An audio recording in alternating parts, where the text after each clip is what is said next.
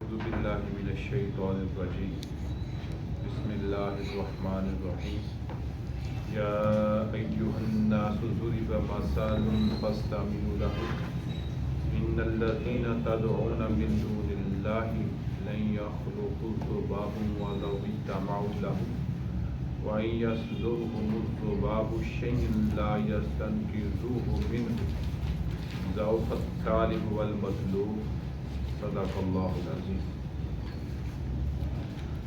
اللهم صل على محمد وعلى آل محمد كما صليت على إبراهيم وعلى آل إبراهيم إنك حميد مجيد اللهم بارك على محمد وعلى آل محمد كما باركت على إبراهيم وعلى آل إبراهيم إنك حميد مجيد رب زدني علما رب اشرح لي صدري ويسر لي أمري واحلل عقدة من لساني يفقهوا قولي ارشاد باری تعالیٰ ہے یا ایھا الناس اے لوگو ضرب مثل ایک مثال بیان کی جاتی ہے فاستمعوا لہ بس اسے کان لگا کر سنو ان الذین تدعون من دون اللہ بے شک وہ لوگ جو اللہ کے سوا پکارتے ہیں لن یخلقوا ذبابا ولو اجتمعوا لہ وہ ایک مکھی بھی نہیں بنا سکتے اگرچہ وہ سب اس کے لیے جمع ہو جائیں وَإِن يَسْلُبْهُمُ الذُّبَابُ شَيْئًا اگر ان سے مکھی کوئی چیز چھین لے لا يَسْتَنقِذُوهُ مِنْهُ تو وہ اس سے مکھی سے چھڑا بھی نہیں سکتے ضعف الطالب والمطلوب عابد اور معبود دونوں ہی عاجز ہیں ما قدر اللہ حق قدرہ انہوں نے اللہ کی کچھ بھی قدر نہ کی ان اللہ لقوی عزیز بے شک اللہ زور والا اور غالب ہے اللہ یصطفی من الملائکۃ رسلا ومن الناس فرشتوں اور آدمیوں میں سے اللہ ہی پیغام پہنچانے کے لیے چن لیتا ہے ان اللہ سمیع بصیر بے شک اللہ سننے والا دیکھنے والا ہے یعلم ما بین ایدیہم وما خلفہم وہ ان کے اگلے اور پچھلے حالات جانتا ہے وإلی اللہ ترجع الامور اور سب کاموں کا مدار اللہ پر ہے سورہ حج کی آیت نمبر 73 سے لے کر 76 تک عقیدہ وحدانیت کو ایک مثال کے ذریعے سے سمجھایا گیا ہے اور اللہ کی قدرت کاملہ کا اعلان کیا گیا ہے اللہ رب العزت مثال میں کس طرح سے ارشاد فرما رہے ہیں اور اللہ کا یہ طریقہ قرآن مجید میں مختلف مقامات میں آیا ہے کہ اللہ تعالیٰ مثالیں دے کر عقیدے کو بھی سمجھاتے ہیں مسائل کو بھی سمجھاتے ہیں اور اسی طرح نبی اکرم صلی اللہ علیہ وسلم نے بھی اپنے مختلف فرمودات میں مثالیں دے کر اپنی امت کو سمجھایا ہے اس آیت مبارکہ میں اللہ تعالیٰ ساری انسانیت سے مخاطب ہے جتنے بھی انسان اس روئے زمین پر ہے اس کا خطاب اللہ کا ان سب کے ساتھ ہے اور اللہ تعالیٰ مثال بیان کرتے ہوئے فرماتے ہیں فاستمعوا لہ یہ مثال کوئی معمولی نہیں ہے کہ تم اس کو ایسے ہی کان کے آس پاس سے گزار دو بلکہ فاستمعوا لہ پس اس کی بات غور سے سنو جو اللہ مثال کے ذریعے تمہیں سمجھانا چاہ رہے ہیں اب اللہ کیا فرماتے ہیں بے شک وہ لوگ جو اللہ کے علاوہ پکارتے ہو جو تم اللہ کے علاوہ پکارتے ہو کن کو کسی نے معبود بنا لیا اپنے ہاتھوں سے تراشے ہوئے لکڑی کے پتھر کے دانتوں کے مٹی کے بتوں کو کسی نے اپنا خالق مان لیا چاند سورج اور ستاروں کو یعنی جس نے بھی جس چیز میں کوئی خوبی دیکھی اور اس سے کوئی فائدہ پہنچتا ہوا دیکھا اس نے اپنی ناقص عقل کے مطابق اس کو اپنا معبود سمجھ لیا اور اس کی توجہ اس طرف نہیں گئی کہ ان سب چیزوں کو پیدا کرنے والے جو اللہ کی ذات ہے کل شیء خالق جو ہر شے کا خالق ہے اس کی کیوں نہیں عبادت کرتے اس کی طرف کیوں نہیں متوجہ ہوتے بلکہ ایک عارضی فائدہ پہنچانے والے کی طرف متوجہ ہوتے ہیں اور اللہ تعالیٰ پھر مثال کے ذریعے سے سمجھا رہے ہیں کہ جن کی تم عبادت کرتے ہو لن یخلقوا ذبابا، وہ ایک مکھی بھی پیدا نہیں کر سکتے۔ مکھی ایک معمولی سا حشرات الارض میں سے ایک کیڑا ہے،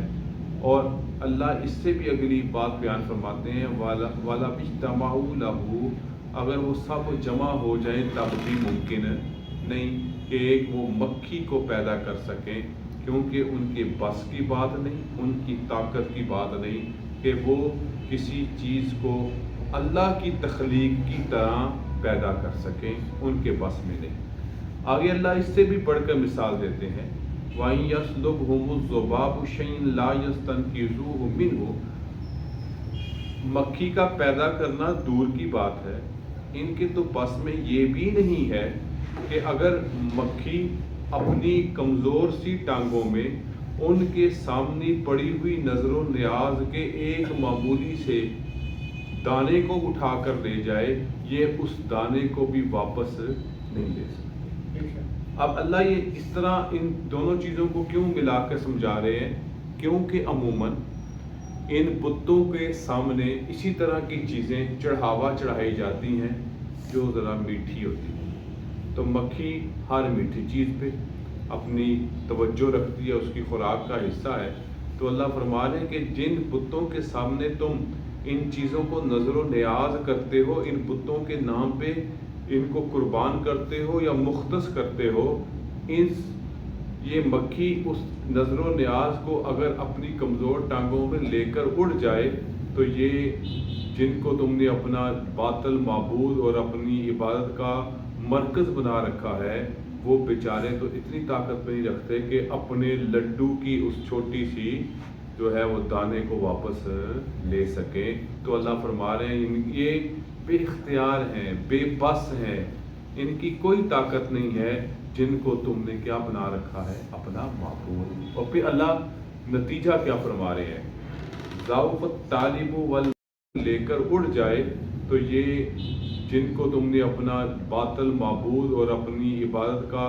مرکز بنا رکھا ہے، وہ بیچارے تو اتنی طاقت نہیں رکھتے کہ اپنے لڈو کی اس چھوٹی سی جو ہے وہ دانے کو واپس لے سکیں۔ تو اللہ فرما رہے ہیں یہ بے اختیار ہیں، بے بس ہیں، ان کی کوئی طاقت نہیں ہے جن کو تم نے کیا بنا رکھا ہے، اپنا معبود۔ اور پھر اللہ نتیجہ کیا فرما رہے ہیں،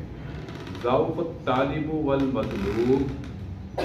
ضعف ضعیف سے کمزور ہے، عاجز ہے، طالب مراد عبادت کرنے والا، مطلوب جس کی عبادت کی جا رہی ہے۔ عبادت کرنے والا اس لیے کمزور ہے کہ اس کا عقیدہ ہی درست نہیں ہے، اور جس کی عبادت کی جا رہی ہے وہ اس لیے کمزور ہے اور عاجز ہے کہ وہ بیچارہ اپنے حصے کی نظر و نیاز کو بھی واپس چھین نہیں سکتا۔ ایک معنی یہ کیا مفسرین نے کہ عابد بھی کمزور اور معبود بھی کمزور، عابد اپنی سوچ میں، اپنے نظریے میں، اپنے عقیدے میں کمزور، اور معبود اپنی طاقت میں، قدرت میں، بے بسی میں ایک انتہا کے درجے کو پہنچا ہوا۔ ایک معنی یہ بھی کیا گیا کہ طالب سے مراد وہ مکھی ہے جو اس میٹھی شے کو لے کے اڑ گئی، اور مطلوب جس کی وہ شے تھی۔ اب کیا ہے، لے کے اڑ جانے والی بھی کمزور اور وہ بیچارہ جس کی لے کے اڑی وہ بھی کمزور، دونوں کی حقیقت کچھ بھی